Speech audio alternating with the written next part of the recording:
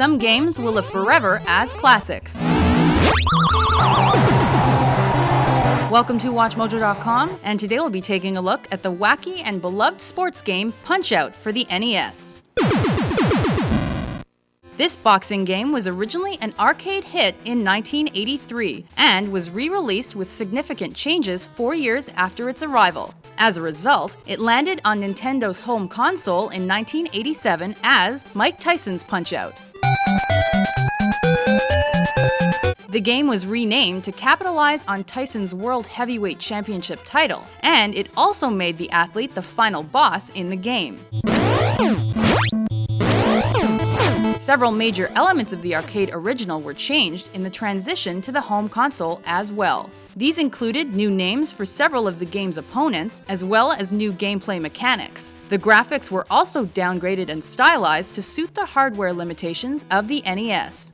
Since it was impossible to create a direct port at the time, the developers decided to ditch the use of wire framing and transparencies that allowed gamers to see their opponents. Instead, they shrunk the player to allow for an unobstructed view.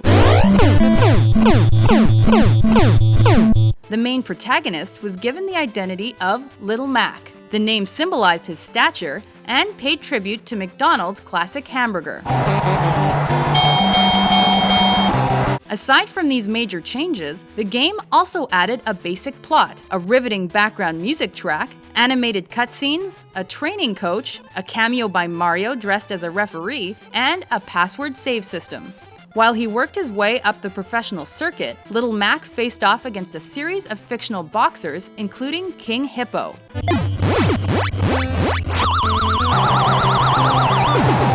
Along the way, he made use of basic moves like left and right jabs, body blows, and a powerful uppercut.